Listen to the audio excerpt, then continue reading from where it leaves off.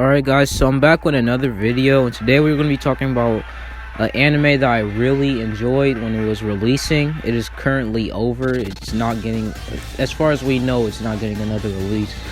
But that show is called Beyblade Burst, or it's a Japanese anime.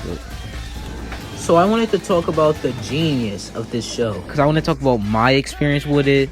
And we're just going to be going over the first episode and showing you guys some of the notes I've taken down on it, and what makes Beyblade so genius and its selling point. So as soon as the show starts, it starts off with your main character screaming and yelling, building hype for the battle in a way.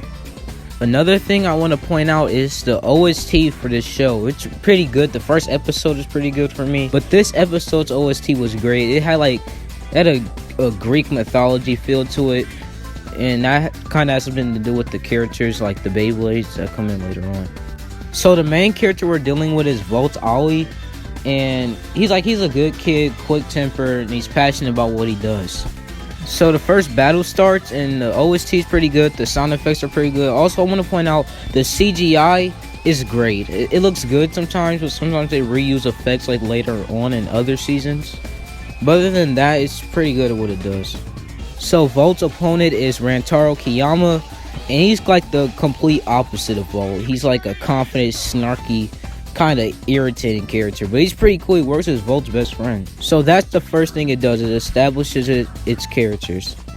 Now, the first time I had seen this, my brother, I cut it on one night when we was just watching it, and I was a mad Dragon Ball fanboy. I used to spend my time theorizing about Dragon Ball GT Kai that never released. I just call Volt a knockoff Goku and said the show is stupid and nobody cares about it.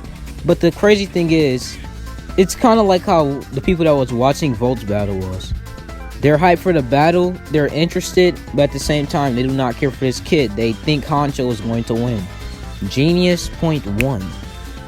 So the battle starts, and you think, oh yeah, main character is just going to win, knock him off the park.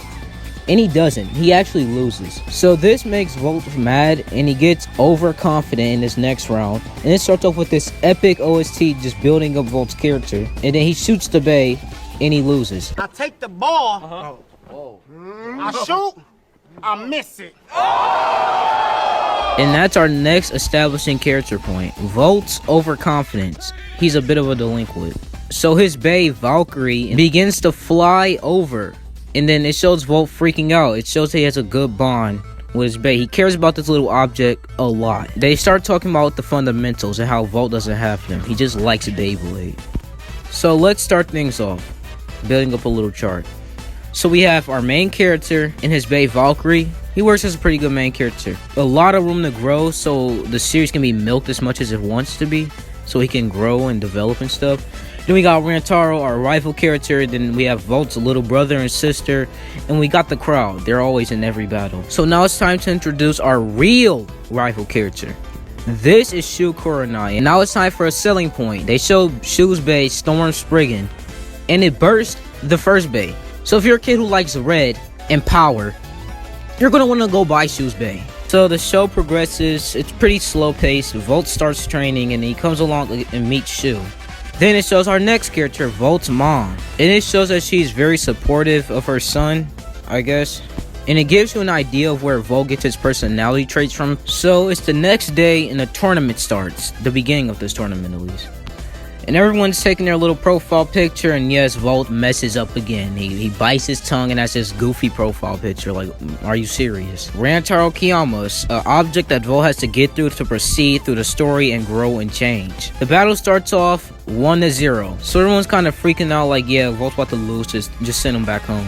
But then everybody thinks that Volt's frustrated, but then it goes to show he's a good kid. He takes it lightly, and he gets pumped. He's excited. He wants to keep battling. But Volt aimed his launcher down, and he calls it the rush shoot. And for some reason, Valkyrie starts going in the center and attacking. And it looks really cool. Like, here's just some screenshots of it. And he keeps attacking, and Volt's like talking to his Valkyrie like, yeah, I know you want this one. I want it too. Let's go all out. And he strikes it.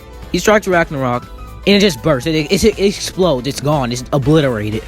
So that is our first win for our main character. Now it's time to get into what I want to talk about, the selling point and stuff. The Beyblades are its biggest selling point, and I won't even lie. When I originally watched the show, I really wanted one of these Beyblades.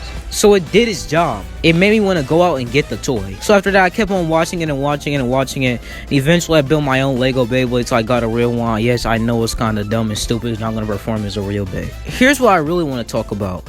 When you first watch the show, you possibly start off as one of these kids in the crowd, and eventually you keep watching it and watching it, you slowly turn to Vault. You're just as passionate about it as him. That's crazy to me. Like, I like how it works. It's a genius system. You start buying more Beyblades and battling and just having fun. You start off as like these kids on the sideline, and you're kind of turning into Vault the more you watch the show and the more you like it. Now, this is kind of a disappointment because Hasbro runs the toy line over here in America, and it sucks. Like, do we even have to talk about this? Look at this.